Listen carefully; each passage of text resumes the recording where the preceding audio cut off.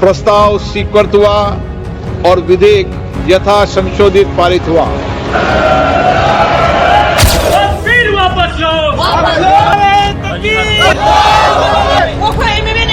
इस कानून के खिलाफ देश की सबसे बड़ी अदालत में अब तक 10 याचिकाएं डाली जा चुकी हैं और जिन पर जल्द सुनवाई की मांग भी की गई है। इन सभी याचिकाओं में एक ही बात का जिक्र है और वो ये कि ये मुसलमानों की धार्मिक स्वतंत्रता को छीनने की कोशिश है, उसके खिलाफ एक साजिश है।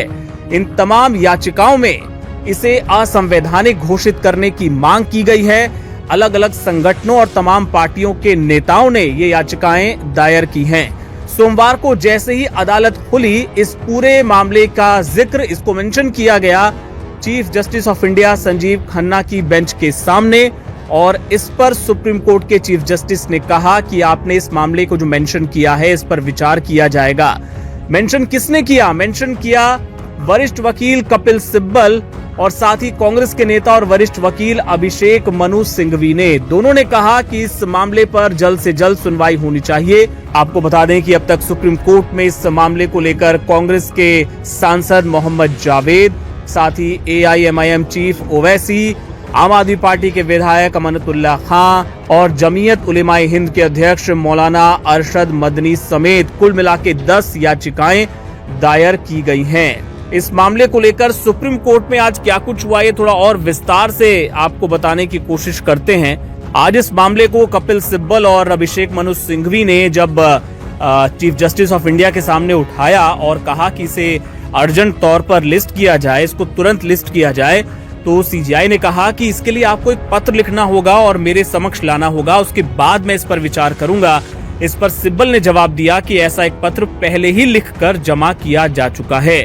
जवाब में चीफ जस्टिस ने कहा कि अगर ऐसा कर दिया गया है तो ठीक है, मैं जरूरी कदम उठाऊंगा।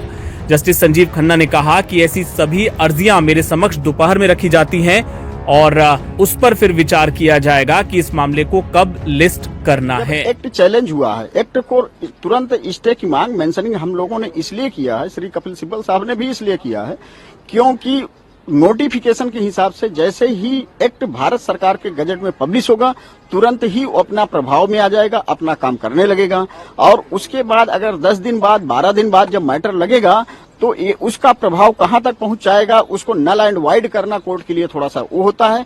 इसलिए मेरी कोर्ट से रिक्वेस्ट है, ऑनरेबल चीफ जस्टिस से रिक्वेस्ट है कि इस मैटर को हो सके तो आज ही सुन लीजिए, लेकिन उसको ऑनरेबल चीफ जस्टिस ने कहा है कि लंच आवर में हम इसको एग्जामिन करेंगे, उसके बाद देखेंगे कि उसको किस कोर्ट में और कब लगाया जाए।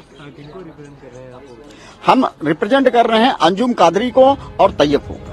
आपको बता दें कि वक्फ बिल के खिलाफ जो दायर याचिकाएं हैं उनमें इस पूरे एक्ट को चैलेंज किया गया है। इस एक्ट में वक्फ बोर्ड के संचालन रेगुलेशन के जो नियम हैं उसमें बड़े बदलाव हुए हैं। इसके तहत अब आदिवासी इलाकों में किसी संपत्ति को वक्फ घोषित नहीं किया जा सकता। इसके अलावा किसी मामले में वक्फ ट्राइब्यूनल के अलावा स्थानीय अदालतों से लेकर ऊपरी अदालतों तक में केस दाखिल हो सकते हैं और उनका फैसला ही अंतिम माना जाएगा। मोदी सरकार की क्या दलील है? उनका कहना है कि नए विधेयक से वक्फ बोर्ड के संचालन का जो काम है वो अच्छे से होगा, व्यवस्था में सुधार होगा और सरकारी सूत्रों का कहना है कि वक्फ बोर्ड की संपत्तियों पर मुतवल्लियों यानी केयरटेकर्स ने ही अवैध कब्जा जमा कर रखा है।